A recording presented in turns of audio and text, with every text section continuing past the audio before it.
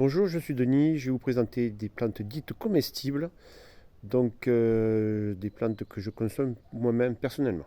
Alors, je vais vous présenter tout ça. Alors, la première plante que je vais vous présenter, c'est le kénopode. Kénopode, c'est un épinard sauvage. Alors, pour reconnaître le kénopode, déjà, les feuilles, retournez les feuilles et voir dessous, elles sont blanches comme s'il y avait de la farine dessus. Voilà. Alors, ça ressemble à une pâte d'oie. Voilà. Donc on peut consommer les feuilles, les faire cuire, comme un épinard. On peut consommer par la suite les graines. On pourra consommer les tiges aussi. Par contre, une protection quand même, on peut les manger crus, mais on peut, quand vous voyez des petites taches comme ça blanches, mieux vaut les faire cuire. Hein, voilà. Donc c'est une plante qui fait partie de la famille des trèfles. Donc à l'intérieur, vous avez de l'acide oxalique. Donc pour les problèmes rénaux, mieux vaut éviter. Donc il faut en manger peu, il ne faut pas trop en manger non plus. Mais c'est une très bonne plante, comme l'épinard. Voilà. Alors c'est une plante qui contient du calcium, du phosphore et des protéines. Pas mal de protéines. Voilà. On l'identifie comme ceci. Voilà, toujours faire très attention de bien identifier une plante avant de la manger. Voilà. Comme ceci. Alors ensuite, à côté du kénopode, nous avons le coquelicot. Alors le coquelicot, on peut manger la fleur, on peut manger également les feuilles, voilà, qui sont faciles à reconnaître.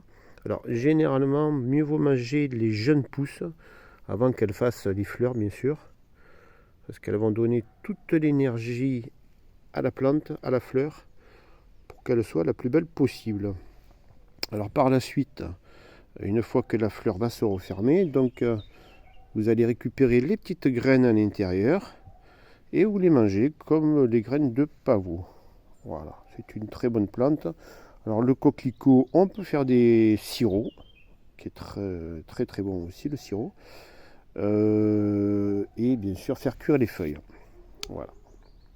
Alors, on peut manger également les petits boutons de coquelicot également, ou les mettre dans le vinaigre par exemple. Voilà, les faire en conserve dans le vinaigre. Très très bon aussi. Alors ensuite, après le coquelicot, nous avons l'ortie. Alors là, comme vous pouvez voir, il y a beaucoup de graines. Alors les graines, il ne faut pas les manger par contre.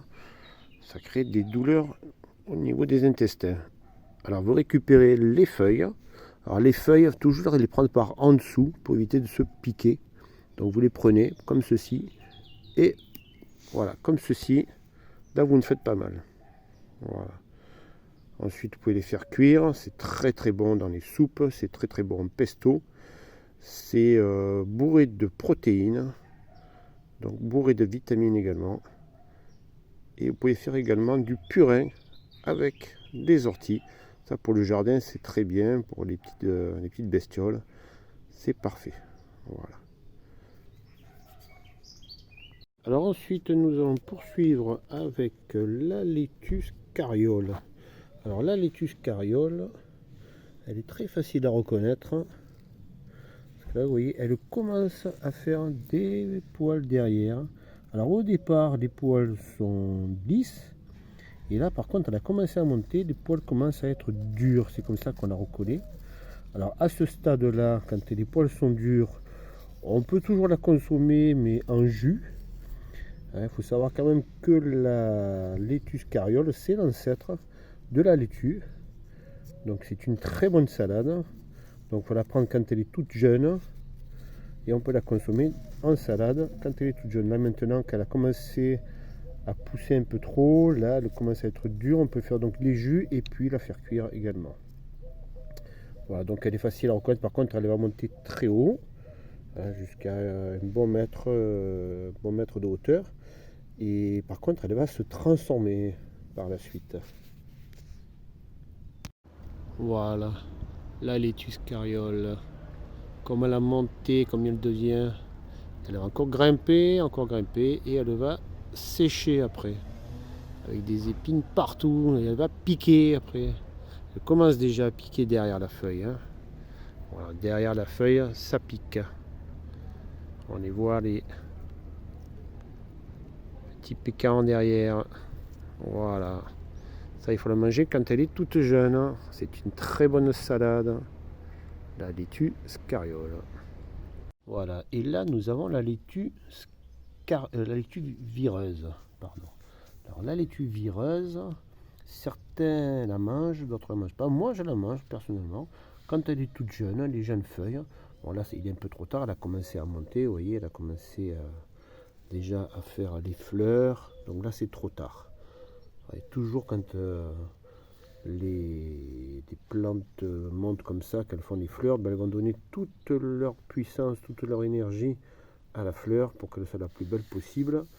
Et bien sûr, ben, tout le reste commence à s'appauvrir et à devenir un peu amer même. Voilà, la laitue, une très bonne salade. Enfin, que moi j'adore. Certains disent qu'elle est dangereuse. Moi, personnellement, je la consomme quand elle est toute jeune. Voilà, elle a bien monté. Vous voyez, elle a bien monté. Voilà. Donc à ce stade-là, c'est fini. Vous voyez, les petites fleurs jaunes. Comme ceci. Voilà. Là, c'est trop tard.